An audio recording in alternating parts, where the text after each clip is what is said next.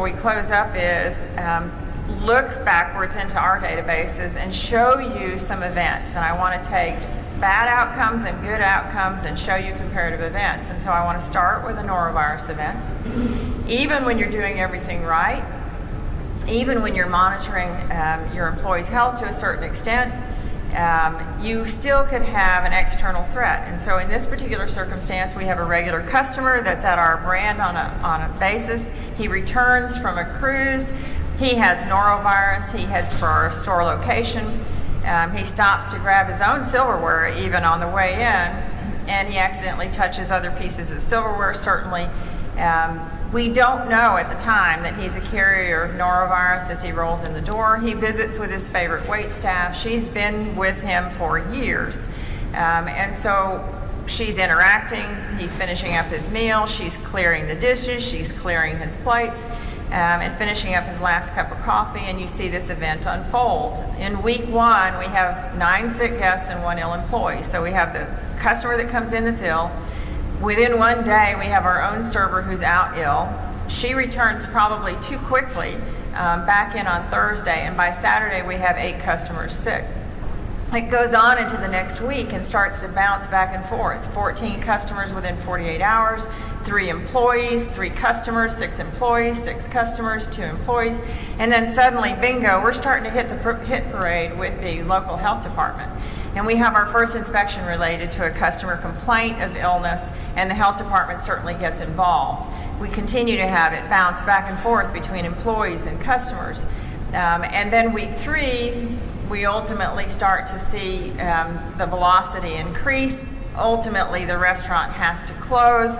It's closing on the heels of a very dramatic announcement of a death in the community associated with norovirus. We certainly have the media that kicks in at that point, and we have some very intense cleaning going on Sunday, reinspection and reopening. So at the end of all this, we have 100 sick people, we have 8 people who are hospitalized, and 1 person who dies. And of course, in a retirement community, the issues of norovirus and fluid replacement, electrolyte imbalance, aggravates heart conditions, aggravates many of the health conditions of the elderly, and so you end up with a little more severe outcome on an event like this than you otherwise would.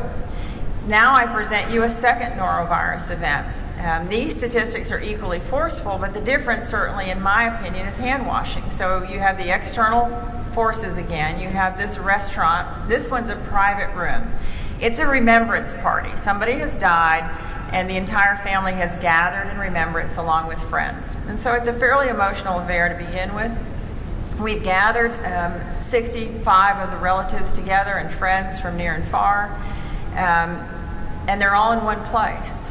We have 6 to 10 of our restaurant staff that is serving around this constantly running buffet. So there's drink service, there's continuous buffet service, there's plate renewal, there's miscellaneous table service going on. And of course, it's my worst nightmare because the buffet utensils are handled by everybody. This is very traditional. The 2 variables are the 2 attendees that were from out of town came in with symptoms of nausea and diarrhea, didn't tell anyone. The restaurant employees have a very rigorous hand washing and restroom cleaning protocol in place. By the next day, within 16 to 36 hours, they made an agreement as a family to get together the next day at someone's home and have a follow-up event. So the family gathering was planned, but what you suddenly see is people calling and canceling. And so 34 out of 65 people are violently ill. They're vomiting at this point, there's diarrhea, and of course they're starting to call the restaurant to complain as well. When we look at the conversion statistic in our employees, there's 0 employees and 0 additional customers who use the same restaurant associated with that event. So a very high infection rate in this contained group, but there's a difference here for a reason. And so the only thing that I can relate it to is the hand washing rigor. And so I wanted to make sure to say things do turn out differently. While we haven't been able to quantify it scientifically, they do turn out differently. And I'm giving you another scenario here. An employee working certainly was shedding the virus. It's a pregnant food service worker. And I think she really felt that pregnancy was the reason for many of her symptoms, and so she overlooked some of the growing symptoms. Very young, not necessarily prone to jaundice. But she was serving barbecue, and it's barbecued meat on wax paper or serving paper, and ultimately some packaged sides. And then, of course, a few weeks goes by, and what we've realized is that we have made a lot of people in the community sick off of this. We have doctors that we have made ill, we have lawyers that we have made ill, we have everyday people who we have made ill. Lives are starting to be impacted and interrupted. And so we have a lot of people who can't work, and so we have a huge financial impact associated with this event. There's 23 people sick. Sometime for as long as 6 weeks. We have 11 hospitalizations for Hep A severity. We have 4,500 shots in the community with a cost of at least $85,000 right off the bat to get that going. We have over 1,000 phone calls. We have customers that are as widely spread as Texas, California, Michigan, New Jersey. So there's shot coordination going on in all the states, and the illnesses basically impact a lot of professionals, doctors that can't do surgery, lawyers that can't be in court, and it's not just a function of sick leave at that point. We take a second event, and that is a different scenario. We have, again, a very popular restaurant. It serves very high-end clientele and professionals, same sort of setting. We have an employee who returns from missionary work, and I like to say no good deed goes unpunished. So we have a lot of our kids in this industry that are going away to countries, and I want to tell you, outside the United States, Hep A is an extremely common illness.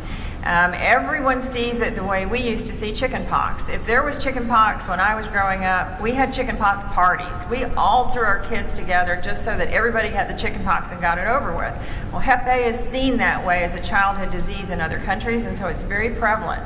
But we have a lot of our employees that are going around the world to do missionary work and returning, and they're coming back in as a variable.